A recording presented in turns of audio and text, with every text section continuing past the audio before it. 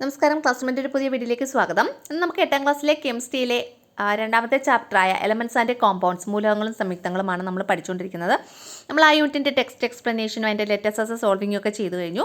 അപ്പോൾ അതിൻ്റെ നോട്ട്സ് നമ്മളൊരു പാർട്ട് അപ്ലോഡ് ചെയ്ത് കഴിഞ്ഞു. ഇത് രണ്ടാമത്തെ പാർട്ടാണ്, നോട്ട്സിൻ്റെ രണ്ടാമത്തെ പാർട്ട് വീഡിയോ ആണ്. ഒരു പാർട്ടും കൂടെ ആയാലേ നമുക്ക് ഇത് കംപ്ലീറ്റ് ചെയ്യാൻ പറ്റുള്ളൂ. അതുപോലെ നമ്മൾ സോഷ്യൽ സയൻസ് 3 യൂണിറ്റ് കംപ്ലീറ്റ് ആയിട്ടുണ്ട്. അതുപോലെ ബയോളജി 2 യൂണിറ്റ് കംപ്ലീറ്റ് ആയിട്ടുണ്ട്. ഫിസിക്സിൻ്റെ 1 യൂണിറ്റ് ഫുൾ കംപ്ലീറ്റ് ചെയ്തിട്ടുണ്ട്. അപ്പോൾ കെമിസ്ട്രി ഒരു ക്ലാസ്സും കൂടെ ആകുമ്പോൾ ഈ രണ്ടാമത്തെ യൂണിറ്റും കംപ്ലീറ്റ് ആവും. അപ്പോൾ ഈ ചെയ്ത വീഡിയോസിൻ്റെയൊക്കെ ലിങ്ക് ഡിസ്ക്രിപ്ഷൻ ബോക്സിൽ അവൈലബിൾ ആണ്. ആവശ്യമുള്ളവർക്ക് അവിടെ നിന്ന് കാണാവുന്നതാണ്. പ്ലേലിസ്റ്റ് ആയിട്ട് ക്രിയേറ്റ് ചെയ്തിട്ടുണ്ട്. A chemical simple represents dash of an element. പ്രതീകങ്ങൾ ഒരു മൂലകത്തിൻ്റെ ഡാഷിനെ സൂചിപ്പിക്കുന്നു. എന്തിനെയാണ് സൂചിപ്പിക്കുന്നത്? കെമിക്കൽ സിമ്പൽ ആനാറ്റം അല്ലേ, ഒരാറ്റത്തെയാണ് സൂചിപ്പിക്കുന്നത്. ഒരു കെമിക്കൽ സിമ്പൽ ഇപ്പോൾ ഹൈഡ്രജൻ്റെ കെമിക്കൽ സിമ്പൽ എച്ച് ആണ്. അപ്പോൾ എച്ച് എന്നിട്ടാൽ അത് ഹൈഡ്രജൻ്റെ ഒരാറ്റം എന്നാണ് മീൻ ചെയ്യുന്നത്. ഓക്കെ ആണല്ലോ. അടുത്ത question, which atoms are present in A methane molecule.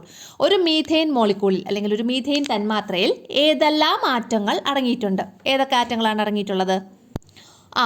നമ്മുടെ മീഥെയിൻ മോളിക്യൂൾ എങ്ങനെയാണ് റെപ്രസെൻ്റ് ചെയ്യുന്നത്? CH4 എന്നാണ് അല്ലേ. മീഥെയിൻ മോളിക്യൂളിൻ്റെ മോളിക്കുലാർ ഫോർമുല CH4 എന്നാണ്. അപ്പോൾ അതിൻ്റെ അകത്ത് എത്ര കാർബൺ ആറ്റവും എത്ര ഹൈഡ്രജൻ ആറ്റവും അല്ലെ ഏതൊക്കെയാണ്? അപ്പോൾ CH4ൽ നിന്ന് നമുക്ക് മനസ്സിലാക്കാം കാർബണും ഹൈഡ്രജനും ആണ് അതിൻ്റെ അകത്തുള്ള ആറ്റംസ് എന്ന് പറയുന്നത്, അല്ലെങ്കിൽ എലമെൻറ്റ്സ് എന്ന് പറയുന്നത്. അപ്പോൾ എത്ര കാർബൺ ആറ്റംസ് ഉണ്ട്, എത്ര ഹൈഡ്രജൻ ആറ്റംസ് ഉണ്ട് അതിൻ്റെ അകത്ത്?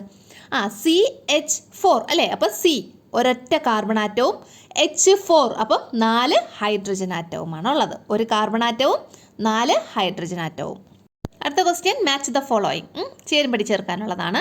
ലെഫ്റ്റ് സൈഡിൽ കുറേ സയൻറ്റിസ്റ്റിൻ്റെ പേരാണ് കൊടുത്തിട്ടുള്ളത്. ആരുടെയൊക്കെ പേരാണ്? Lavoisier, Dobereiner, Newlands, Mendeleev. ഇവരെയൊക്കെ നിങ്ങൾക്ക് അറിയാലോ. നമുക്ക് മൂലകങ്ങളെ എലമെൻറ്റ്സിനെ ആദ്യമായിട്ട് ക്ലാസിഫൈ ചെയ്ത സയൻറ്റിസ്റ്റുകളുടെ പേരാണ് ഈ കൊടുത്തിട്ടുള്ളതെല്ലാം. റൈറ്റ് സൈഡിൽ അവരെങ്ങനെയൊക്കെയാണ് എലമെൻറ്റ്സ് ക്ലാസിഫൈ ചെയ്തത് എന്നുള്ള കാര്യങ്ങളാണ്, അതിൻ്റെ ഹിൻ്റാണ് കൊടുത്തിട്ടുള്ളത്. അപ്പോൾ ഇതിനെ നമ്മൾ പരസ്പരം മാച്ച് ചെയ്ത് എഴുതണം. ലവോസിയറിൻ്റെ കോൺട്രിബ്യൂഷൻ എന്താണ്, ഡൊബറൈനറിൻ്റെ കോൺട്രിബ്യൂഷൻ എന്താണ്, ന്യൂലാൻഡ്സിൻ്റെ എന്താണ്, മെൻഡലീവിൻ്റെ എന്താണ്, അങ്ങനെയാണ് നമ്മൾ എഴുതേണ്ടത്. നോക്കിയോളൂ, ലവോസിയർ എലമെൻറ്റ്സിനെ എങ്ങനെയാണ് ക്ലാസിഫൈ ചെയ്തത് അല്ലെങ്കിൽ വർഗീകരിച്ചത്? മെറ്റൽസ് ആൻഡ് നോൺ മെറ്റൽസ്, ലോഹങ്ങൾ അലോഹങ്ങൾ, എങ്ങനെയാണ് ലവോസിയ വർഗീകരിച്ചത്? ഓക്കെ ആണല്ലോ. ഇനി ഡൊബറൈനർ എങ്ങനെയാണ്? ത്രികങ്ങൾ അല്ലെങ്കിൽ ട്രയാഡ്സ്, അങ്ങനെയാണ് ഡൊബറൈനർ മൂലകങ്ങളെ ക്ലാസിഫൈ ചെയ്തത്. ഇനി ന്യൂലാൻഡ്സ് ആണ് ലാ ഓഫ് ഒക്ടേവ്സ്, അഷ്ടക നിയമം, ലാ ഓഫ് ഒക്ടേവ്സ് അല്ലെങ്കിൽ അഷ്ടക നിയമം. മെൻഡലീഫ് ആണ് പീരിയോഡിക് ലോ അല്ലെങ്കിൽ ആവർത്തന നിയമം. ആരുടേതാണ്? മെൻഡലീവ്. ഇങ്ങനെയാണ് പരസ്പരം അതിനെ മാച്ച് ചെയ്ത് എഴുതേണ്ടത്. അടുത്തത്, ആവർത്തന പട്ടികയിൽ അവസാനം ഉൾപ്പെടുത്തിയ മൂലകങ്ങൾ ഏതെല്ലാം? Which elements were added recently in the periodic table. ഏറ്റവും അവസാനമായിട്ട് ആവർത്തന പട്ടികയിൽ ഉൾപ്പെടുത്തിയ മൂലകങ്ങൾ ഏതെല്ലാം? ലാസ്റ്റ് ഉൾപ്പെടുത്തിയ 4 മൂലകങ്ങളുടെ പേര്, 4 എലമെന്റ്സിൻ്റെ പേരാണ് എഴുതിയിട്ടുള്ളത്. ഏതൊക്കെയാണെന്നറിയോ? നിഹോണിയം, NH അതിൻ്റെ സിമ്പൽ അല്ലെങ്കിൽ പ്രതീകം. അടുത്ത മോസ്കോവിയം, MC. പിന്നെ ടെന്നസിൻ്റെ TS. പിന്നെ ഒഗനസൻ്റെ OG. അപ്പോൾ ഏതൊക്കെയാണ് ലാസ്റ്റ് പീരിയോഡിക് ടേബിളിൽ ആഡ് ചെയ്ത 4 elements? Nihonium, moscovium, tennessine, oganesson. അടുത്തത്, list elements exist in solid, liquid and gaseous states. അതായത് ഖരാവസ്ഥയിലും ദ്രാവകാവസ്ഥയിലും വാതകാവസ്ഥയിലും കാണപ്പെടുന്ന മൂലകങ്ങളെ നമ്മൾ ലിസ്റ്റ് ചെയ്യണം. സോളിഡ് സ്റ്റേറ്റിൽ കാണപ്പെടുന്ന എലമെൻറ്റ്സ് ഇത് നമുക്ക് പീരിയോഡിക് ടേബിളിൽ നിന്ന് എഴുതാവുന്നതേ ഉള്ളൂ കേട്ടോ. സോളിഡ് സ്റ്റേറ്റിലുള്ള എലമെൻറ്റ്സ് ഏതൊക്കെയാണ്? Sodium, magnesium, aluminium, carbon, silicon, copper, iron, ഇതൊക്കെ സോളിഡ് എലമെൻറ്റ്സ് ആണ്. ഇനി ലിക്വിഡ് അല്ലെങ്കിൽ ദ്രാവകാവസ്ഥയിലുള്ള എലമെൻറ്റ്സ് ഏതൊക്കെയാണ്? Bromine, gallium, mercury, caesium, francium, ഇതൊക്കെ ലിക്വിഡ് എലമെൻറ്റ്സ് ആണ്. അടുത്തത് ഗേഷ്യസ് എലമെൻറ്റ്സ് അല്ലെങ്കിൽ വാതകാവസ്ഥയിൽ കാണപ്പെടുന്ന എലമെൻറ്റ്സ്, മൂലകങ്ങൾ ഏതൊക്കെയാണ്? Nitrogen, oxygen, fluorine, hydrogen, helium, ഇതെല്ലാം ഗേഷ്യസ് സ്റ്റേറ്റിൽ അല്ലെങ്കിൽ വാതകാവസ്ഥയിൽ കാണപ്പെടുന്ന എലമെൻറ്റ്സ് ആണ്. അപ്പോൾ അതിൻ്റെ മലയാളം മീഡിയംകാർക്കുള്ളതാണ് ഇവിടെ കൊടുത്തിട്ടുള്ളത്. ഖരമൂലകങ്ങൾ, ദ്രാവക മൂലകങ്ങൾ, വാതക മൂലകങ്ങൾ. ഖരമൂലകങ്ങൾക്ക് ഉദാഹരണങ്ങളാണ് sodium, magnesium, aluminium, carbon, silicon, ചെമ്പ്, ഇരുമ്പ്. ദ്രാവക മൂലകങ്ങൾക്ക് ഉദാഹരണങ്ങൾ bromine, gallium, mercury, caesium, francium. ഇനി വാതക മൂലകങ്ങൾക്ക് ഉദാഹരണം nitrogen, oxygen, fluorine, hydrogen, helium. അടുത്ത question, find the synthetic elements with the help of periodic table. മനുഷ്യനിർമ്മിത മൂലകങ്ങൾ അല്ലെങ്കിൽ കൃത്രിമ മൂലകങ്ങൾ ആവർത്തന പട്ടികയുടെ സഹായത്തോടെ കണ്ടെത്തുക. അതായത് നമ്മുടെ ആവർത്തന പട്ടികയിൽ പീരിയോഡിക് ടേബിളിലുള്ള മനുഷ്യനിർമ്മിത മൂലകങ്ങൾ അല്ലെങ്കിൽ കൃത്രിമ മൂലകങ്ങൾ നമ്മൾ കണ്ടെത്തണം. അപ്പോൾ നമ്മുടെ ടെക്സ്റ്റ് എക്സ്പ്ലനേഷൻ ചെയ്ത സമയത്ത് പറഞ്ഞിട്ടുണ്ടായിരുന്നു, ഈ നമ്മുടെ പീരിയോഡിക് ടേബിളിൽ ഈ പറയുന്ന സോളിഡ് എലമെൻസും ലിക്വിഡ് എലമെൻസും അതുപോലെ ഗേഷ്യസ് സ്റ്റേറ്റിലുള്ള എലമെൻസും അതുപോലെ ഈ സിന്തറ്റിക് എലമെൻസും ഇതൊക്കെ ഈ പറയുന്ന എലമെൻസ് ഒക്കെ എങ്ങനെയാണ് കൊടുത്തിട്ടുള്ളത്, ബാക്ക്ഗ്രൗണ്ടിലെ കളർ ചേഞ്ച് ചെയ്താണ് കൊടുത്തിട്ടുള്ളത്. നമുക്ക് ആ പീരിയോഡിക് ടേബിളിൽ നോക്കിയാൽ മനസ്സിലാവും കേട്ടോ. അപ്പോൾ ആ ഒരു വീഡിയോ കാണുവാണെങ്കിൽ നിങ്ങൾക്കത് കറക്റ്റായിട്ട് മനസ്സിലാവും, അല്ലെങ്കിൽ നിങ്ങളുടെ ടെക്സ്റ്റ് എടുത്ത് വായിച്ചാലും മതി. അപ്പോൾ നമ്മുടെ പീരിയോഡിക് ടേബിളിലുള്ള കുറച്ച് സിന്തറ്റിക് എലമെൻസിൻ്റെ പേരാണ് ഞാനിവിടെ കൊടുത്തിട്ടുള്ളത്. ഏതൊക്കെയാണ്? Technetium, rutherfordium, bohrium, neptunium, plutonium. ഇതൊക്കെയാണ് technetium, rutherfordium, bohrium, neptunium, plutonium. ഇതെല്ലാമാണ് സിന്തറ്റിക് എലമെൻസ് അല്ലെങ്കിൽ മനുഷ്യനിർമ്മിത മൂലകങ്ങൾ നമ്മുടെ പീരിയോഡിക് ടേബിളിലുള്ള. അടുത്തത് പ്രിപ്പയർ നോട്ട്, കുറിപ്പ് തയ്യാറാക്കുക. എന്തിനെക്കുറിച്ചുള്ള നോട്ടാണ് നമ്മൾ തയ്യാറാക്കേണ്ടത്? The contribution of various scientist to the earlier classification of elements. അതായത് മൂലക വർഗീകരണത്തിൻ്റെ ആദ്യകാലത്തെ വിവിധ ശാസ്ത്രജ്ഞരുടെ സംഭാവനകളെക്കുറിച്ചുള്ള ഒരു നോട്ടാണ് നമ്മൾ പ്രിപ്പയർ ചെയ്യേണ്ടത്. അതായത് നമ്മുടെ എലമെൻസിൻ്റെ ക്ലാസിഫിക്കേഷൻ ആരാണ് ഫസ്റ്റ് തുടങ്ങിയത്, പിന്നീട് ഓരോരുത്തരായിട്ട് കുറേ ക്ലാസിഫിക്കേഷൻസ് നടത്തിയില്ലേ, അപ്പോൾ ആ ഓരോ സയൻറ്റിസ്റ്റും അവരുടെ സംഭാവനകൾ എന്താണ് എന്നുള്ളത്. ഒന്നാമത്തേത് ലവോസിയർ. ആദ്യമായിട്ട് എലമെൻസിനെ ക്ലാസിഫൈ ചെയ്ത ഒരു സയൻറ്റിസ്റ്റാണ് ലവോസിയർ എന്ന് പറയുന്നത്. അപ്പോൾ ഫസ്റ്റ് എലമെൻസിനെ ക്ലാസിഫൈ ചെയ്തത് ആര് എന്നൊരു ക്വസ്റ്റ്യൻ ചോദിച്ചാൽ അതാരാണ്? ലവോസിയർ. ഇനി അദ്ദേഹം എങ്ങനെയാണ് എലമെൻസിനെ ക്ലാസിഫൈ ചെയ്തതെന്നാണ് നമ്മൾ പറയാൻ പോകുന്നത്. Lavoisier made the earliest attempts to classify elements. മൂലക വർഗീകരണത്തിലുള്ള ആദ്യകാല ശ്രമങ്ങൾ നടത്തിയവരിൽ ഒരാളാണ് Lavoisier. Lavoisier made the earliest attempt, ആദ്യകാല പരിശ്രമം എന്തിനാണ്? ടു ക്ലാസിഫൈ എലമെൻസിനെ ക്ലാസിഫൈ ചെയ്യാനുള്ള ഏർലിയസ്റ്റ് അറ്റംപ്റ്റ്, ആദ്യകാല പരിശ്രമം നടത്തിയ ആളാണ് ആര്? Lavoisier. He classified the then known elements. അതായത് ദ ദെൻ നോൺ എലമെൻറ്റ്സ് എന്ന് വെച്ചാൽ അന്നറിയപ്പെട്ടിരുന്ന എലമെൻസിനെ ഹി ക്ലാസിഫൈഡ്, അദ്ദേഹം ക്ലാസിഫൈ ചെയ്തു. ഈ ലവോസിയർ ക്ലാസിഫൈ ചെയ്തു. എന്തൊക്കെയായിട്ടാണ് ക്ലാസിഫൈ ചെയ്തത്? മെറ്റൽസ് ആൻഡ് നോൺ മെറ്റൽസ്, ലോഹങ്ങളെന്നും അലോഹങ്ങളെന്നും രണ്ട് രീതിയിൽ ക്ലാസിഫൈ ചെയ്തു. മനസ്സിലായോ?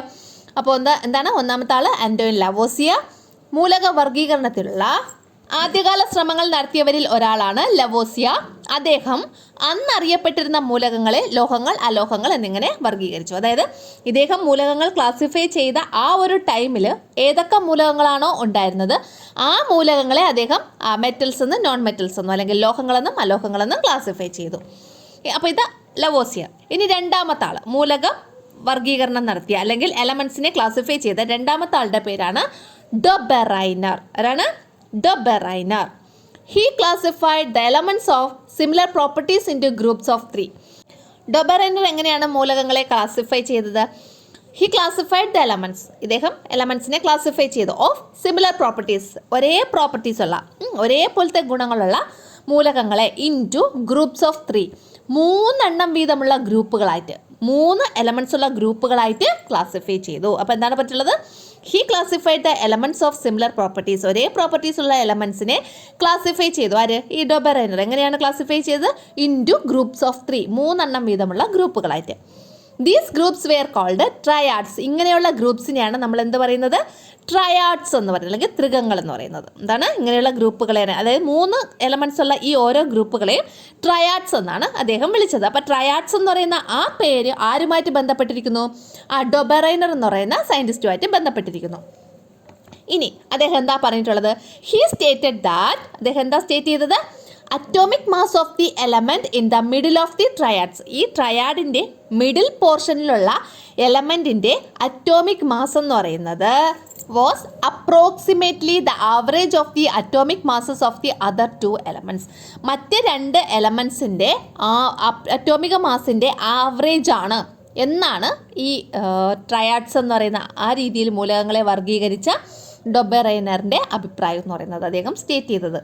അപ്പോൾ ട്രയാഡ്സിൽ മൂലകങ്ങളെ 3 വീതമുള്ള ഓരോ ഗ്രൂപ്പുകളായിട്ടാണ് വർഗീകരിച്ചത് അല്ലെങ്കിൽ ക്ലാസിഫൈ ചെയ്തത്. അതിൻ്റെ അകത്ത് അദ്ദേഹം എന്താ പറഞ്ഞത്? ഹി സ്റ്റേറ്റഡ് ദാറ്റ്, അദ്ദേഹം എന്താ സ്റ്റേറ്റ് ചെയ്തത്? Atomic mass of the element in the middle of the triads. ട്രയാഡിൻ്റെ മിഡിൽ പോർഷനിലുള്ള എലമെൻറ്റിൻ്റെ അറ്റോമിക മാസ് എന്ന് പറയുന്നത് മറ്റ് രണ്ട്, അതായത് ഈ ട്രയാഡ്സിൻ്റെ മിഡിൽ പോർഷനിലെ എലമെൻസിൻ്റെ ലെഫ്റ്റിൽ ഒരു എലമെൻ്റ് ഉണ്ട്, റൈറ്റിൽ ഒരു എലമെൻ്റ് ഉണ്ട് അല്ലേ. ലെഫ്റ്റിലെയും റൈറ്റിലെ എലമെൻസിൻ്റെ അറ്റോമിക മാസിൻ്റെ ആവറേജിന് ഈക്വലാണ് എന്നാണ് പറഞ്ഞത് അദ്ദേഹം. Only A few elements could be classified in this way. ഈ ഒരു വഴിയിൽ അല്ലെങ്കിൽ ഈ ഒരു മാർഗ്ഗത്തിലൂടെ വളരെ കുറച്ച് എലമെൻസിനെ മാത്രമേ ക്ലാസിഫൈ ചെയ്യാൻ ഇദ്ദേഹത്തിന് കഴിഞ്ഞുള്ളൂ. ആർക്ക്? ഈ ഡൊബറൈനർക്ക് കഴിഞ്ഞുള്ളൂ. ഇതാണ് ഡൊബറൈനറെ കുറിച്ച് പറഞ്ഞിട്ടുള്ളത്.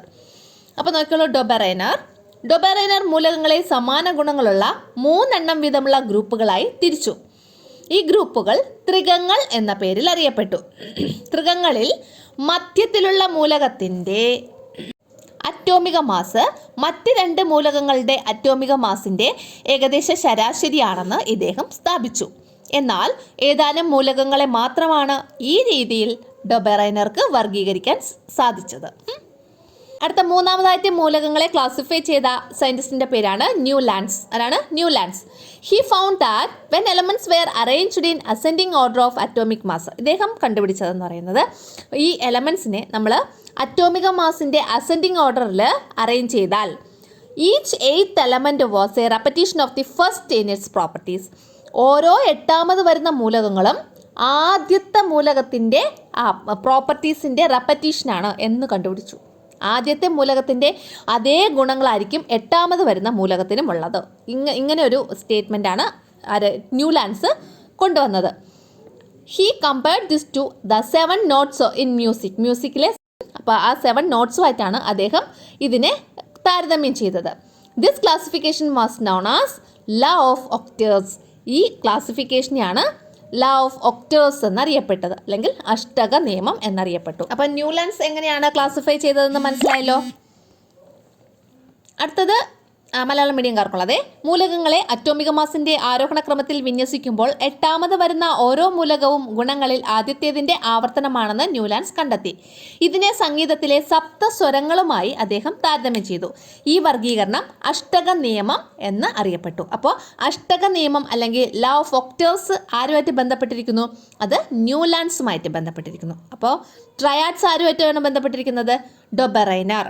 അതുപോലെ മെറ്റൽസ് ആൻഡ് നോൺ മെറ്റൽസ് എന്ന മൂലകങ്ങളെ ക്ലാസിഫൈ ചെയ്തത് ആരാണ്? അത് ലവോസിയർ. അപ്പം ന്യൂലാൻഡ്സ് എന്താണ്? ലോ ഓഫ് ഒക്ടേവ്സ് അല്ലെങ്കിൽ അഷ്ടക നിയമം. അടുത്തത് മെൻഡലീവ്സിൻ്റെ ക്ലാസിഫിക്കേഷനെ കുറിച്ചാണ് നമ്മൾ പറയാൻ പോകുന്നത്. Mendeleev arranged the 63 elements non till that day in ascending order of their atomic masses and prepared A table. Mendeleev അതുവരെ ഉണ്ടായിരുന്ന 63 എലമെൻറ്റ്സ് ആണ്. അദ്ദേഹം ഈ എലമെൻറ്റ്സിനെ ക്ലാസിഫൈ ചെയ്ത സമയത്ത് 63 എലമെൻറ്റ്സ് ആണ് ഉണ്ടായിരുന്നത്. അപ്പോൾ അതുവരെ ഉണ്ടായിരുന്ന ഈ 63 എലമെൻറ്റ്സിനെ അറ്റോമിക മാസിൻ്റെ അസെൻഡിങ് ഓർഡറിൽ, ചെറുതിൽ നിന്ന് വലുതിലേക്ക്, അതാണ് അസെൻഡിങ് ഓർഡർ. അറ്റോമിക മാസിൻ്റെ അസെൻഡിങ് ഓർഡറിൽ എന്തെയ്യുന്നു? അറേഞ്ച് ചെയ്യുന്നു. എന്നിട്ടൊരു ടേബിൾ പ്രിപ്പയർ ചെയ്തു. ഈ അറ്റോമിക മാസിൻ്റെ അസെൻഡിങ് ഓർഡറിൽ എലമെൻറ്റ്സിൻ്റെ അറേഞ്ച് ചെയ്ത് ഒരു ടേബിളിലാക്കി. ആര്? നമ്മുടെ മെൻഡലീവ്. എന്നിട്ട് it was found that elements with common properties were repeated at regular intervals. അപ്പോൾ അങ്ങനെ അറേഞ്ച് ചെയ്തപ്പോൾ ആ ഒരു ടേബിളിൽ നിന്ന് അദ്ദേഹം മനസ്സിലാക്കിയ കാര്യം എന്ന് പറയുന്നത് എന്താണ്? കോമൺ പ്രോപ്പർട്ടീസ് ഉള്ള എലമെൻറ്റ്സ് ഒരു റെഗുലർ ഇൻ്റർവെല്ല് കഴിയുമ്പോൾ റിപ്പീറ്റ് ചെയ്ത് വരുന്നതായിട്ട് അദ്ദേഹം മനസ്സിലാക്കി. മെൻഡലീവ് അതുവരെ അറിയപ്പെട്ടിരുന്ന 63 മൂലകങ്ങളെ അവയുടെ അറ്റോമിക മാസിൻ്റെ ആരോഹണ ക്രമത്തിൽ വിന്യസിച്ച് ഒരു പട്ടിക തയ്യാറാക്കി. ഇങ്ങനെ തയ്യാറാക്കിയപ്പോൾ ഒരേ സ്വഭാവമുള്ള മൂലകങ്ങൾ കൃത്യമായ ഇടവേളകളിൽ ആവർത്തിക്കുന്നതായി അദ്ദേഹം കണ്ടെത്തി. അപ്പോൾ ഇവിടെ ഒരു ക്വസ്റ്റ്യൻ ഉണ്ട്. മെൻഡലീവ് എത്ര എലമെൻറ്റ്സിനെയാണ് ക്ലാസിഫൈ ചെയ്തത്? മെൻഡലീവ് 63 എലമെൻറ്റ്സിൻ്റെ 63 എലമെൻറ്റ്സിനെയാണ് ഒരു ടേബിളിൽ ക്ലാസിഫൈ ചെയ്ത് ഒരു പീരിയോഡിക് ടേബിൾ ഉണ്ടാക്കിയെടുത്തത്. അടുത്ത question, what are the disadvantages of Dobereiner's classification of elements? Dobereiner മൂലകങ്ങളെ വർഗീകരിച്ചതിലുള്ള പോരായ്മകൾ എന്തെല്ലാമായിരുന്നു? Could not include all the elements in the triads. ത്രികങ്ങളിൽ എല്ലാ മൂലകങ്ങളെയും ഉൾപ്പെടുത്താൻ കഴിഞ്ഞില്ല. അതായത് ത്രികങ്ങൾ എന്ന് പറയുന്ന ആ ഒരു കൺസെപ്റ്റ് ഉപയോഗിച്ച് എല്ലാ മൂലകങ്ങൾക്കും അല്ലെങ്കിൽ എല്ലാ എലമെൻറ്റ്സിനും നമുക്ക് ഈ ഒരു കൺസെപ്റ്റ് അപ്ലൈ ചെയ്യാൻ പറ്റിയില്ല. അതായത് ത്രികങ്ങൾ എന്ന് പറയുമ്പോൾ 3 എലമെൻറ്റ്സിൻ്റെ ഒരു ഗ്രൂപ്പാണ്. അപ്പോൾ ആദ്യത്തെയും അവസാനത്തെ എലമെൻറ്റ്സിൻ്റെ അറ്റോമിക മാസിൻ്റെ ആവറേജ് എന്ന് പറയുന്നത് നടുക്കലത്തെ എലമെൻറ്റ്സിൻ്റെ അറ്റോമിക മാസിന് ഏകദേശം ഈക്വലൻ്റ് ആണെന്നാണ് പറഞ്ഞിട്ട്. അപ്പോൾ എല്ലാ എലമെൻറ്റ്സും ഇങ്ങനെ നോക്കിയപ്പോൾ ഈ പറയുന്ന ആ ഒരു റൂള് അനുസരിച്ചില്ല. അപ്പോൾ എല്ലാ മൂലകങ്ങളെയും ത്രികങ്ങൾ എന്ന് പറയുന്ന ആ ഒരു ഗ്രൂപ്പിൽ ഉൾപ്പെടുത്താൻ കഴിഞ്ഞില്ല. അതാണ് പറഞ്ഞിട്ടുള്ളത്. Could not include all the elements in the triads. ട്രയാഡ്സിലെ എല്ലാ എലമെൻറ്റ്സിനെയും ഉൾപ്പെടുത്താൻ കഴിഞ്ഞില്ല. ഇനി ട്രയാഡ്സിൽ ഉൾപ്പെടുത്തിയ എലമെൻസിൻ്റെ എക്സാമ്പിൾസ് ആണ് കൊടുത്തിട്ടുള്ളത്. മൂന്നെണ്ണം എഴുതിയുള്ള ഗ്രൂപ്പുകളായിട്ടാണ് എഴുതിയിട്ടുള്ളത്. ലിഥിയം, സോഡിയം, പൊട്ടാസ്യം ഒരെണ്ണം, ഒരു ഗ്രൂപ്പ്. ഇനി കാൽസ്യം, സ്ട്രോൺഷ്യം, ബേരിയം അതൊരു ഗ്രൂപ്പ്. ക്ലോറിൻ, ബ്രോമിൻ, അയഡിൻ അത് മറ്റൊരു ഗ്രൂപ്പ്. അപ്പോൾ ഇതാണ് ത്രികങ്ങൾക്ക് എക്സാമ്പിൾ എന്ന് പറയുന്നത്. ട്രയാഡ്സിന് എക്സാമ്പിൾസ് ഏതൊക്കെയാണ്?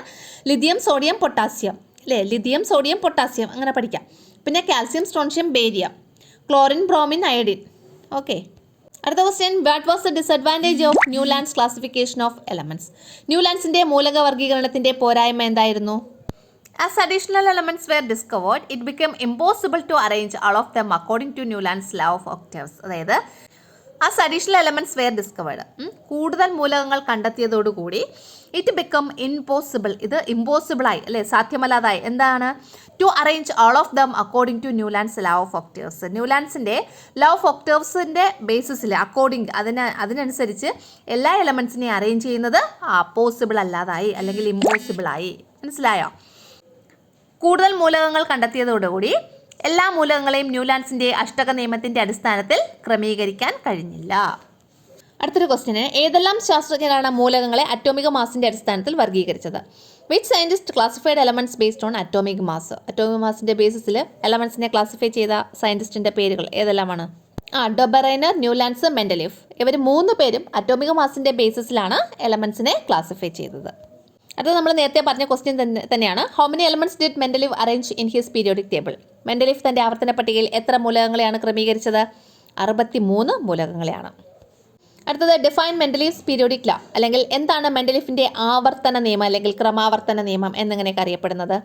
The physical and chemical properties of elements. ഒരു എലമെൻറ്റിൻ്റെ അല്ലെങ്കിൽ ഒരു മൂലകത്തിൻ്റെ ഫിസിക്കൽ പ്രോപ്പർട്ടീസും അതേ മൂലകത്തിൻ്റെ കെമിക്കൽ പ്രോപ്പർട്ടീസും are the periodic functions of their atomic mass. Atomic മാസിൻ്റെ പീരിയോഡിക് ഫങ്ഷൻസ്, ആവർത്തന ഫലങ്ങളാണ്. ഇതാണ് മെൻഡലീവ്സിൻ്റെ പീരിയോഡിക് ലോ എന്ന് പറയുന്നത്. എന്താണ്? The physical and chemical properties of elements. ഒരു എലമെൻറ്റിൻ്റെ ഫിസിക്കൽ പ്രോപ്പർട്ടീസും കെമിക്കൽ പ്രോപ്പർട്ടീസും എന്ന് പറയുന്നത് periodic functions of their atomic mass. Atomic മാസിൻ്റെ പീരിയോഡിക് ഫങ്ഷൻസ് ആണ് എന്നുള്ളതാണ് മെൻഡലീവ്സിൻ്റെ പീരിയോഡിക് ലോ. എന്താണ് മെൻഡലീഫിൻ്റെ ആവർത്തന നിയമം? മൂലകങ്ങളുടെ രാസഭൗതിക ഗുണങ്ങൾ, രാസഗുണം എന്ന് വെച്ചാൽ കെമിക്കൽ പ്രോപ്പർട്ടീസ്, ഭൗതിക ഗുണം എന്ന് വെച്ചാൽ ഫിസിക്കൽ പ്രോപ്പർട്ടീസ്. അപ്പോൾ രാസഭൗതിക ഗുണങ്ങൾ അവയുടെ അറ്റോമിക മാസിൻ്റെ ആവർത്തന ഫലങ്ങളാണ്. ഇതാണ് മെൻഡലീഫിൻ്റെ ആവർത്തന നിയമം അല്ലെങ്കിൽ മെൻഡലീവ്സ് പീരിയോഡിക് ലോ എന്നറിയപ്പെടുന്നത്. അടുത്തത്, the write, true or false. ശരിയാണോ തെറ്റാണോ എന്ന് എഴുതണം. താഴെ ഒരു സ്റ്റേറ്റ്മെൻറ്റ് തന്നിട്ടുണ്ട്.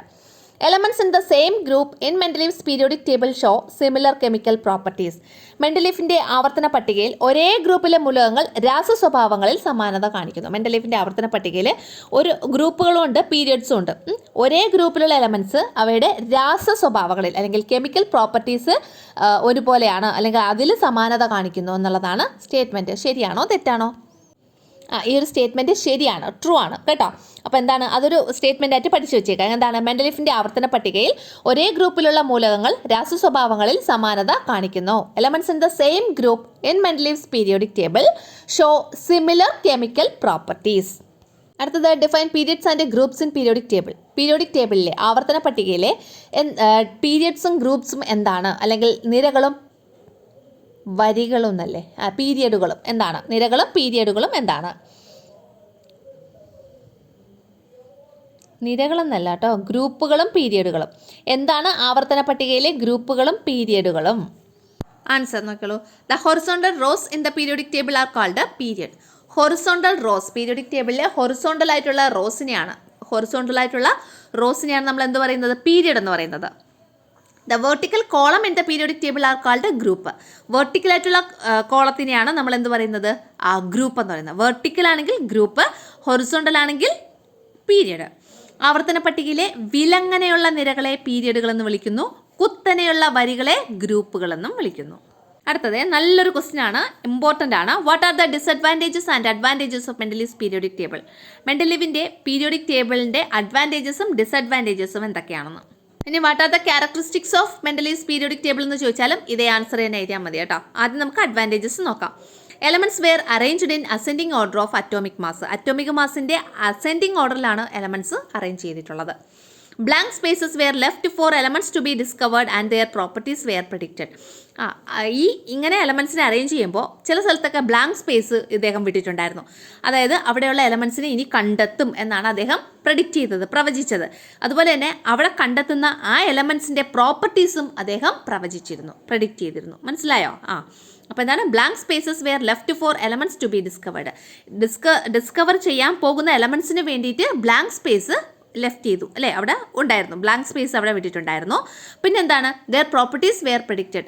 ഈ എലമെൻറ്റിൻ്റെ പ്രോപ്പർട്ടി എന്താണോ അത് അദ്ദേഹം പ്രവചിച്ചു, അദ്ദേഹം അത് പ്രെഡിക്റ്റ് ചെയ്തു. അതാണ് ഒന്നാമത്തെ അഡ്വാൻറ്റേജ് മെൻഡലീഫിൻ്റെ പീരിയോഡിക് ടേബിളിൽ. രണ്ടാമത്തത് elements with similar properties were grouped together. ഒരേ പ്രോപ്പർട്ടിയുള്ള എലമെന്റ്സിനെ ഗ്രൂപ്പ് ചെയ്തു. To simplify the study of elements and their compounds. അപ്പോൾ അങ്ങനെ ഗ്രൂപ്പ് ചെയ്തപ്പോൾ അതെന്ത് ചെയ്തു, എലമെന്റ്സിൻ്റെ കുറിച്ചുള്ള പഠനത്തിനും അവയുടെ കോമ്പൗണ്ട്സിനെ കുറിച്ചുള്ള പഠനവും വളരെ ഈസിയാക്കി, സിംപ്ലിഫൈ ചെയ്തു.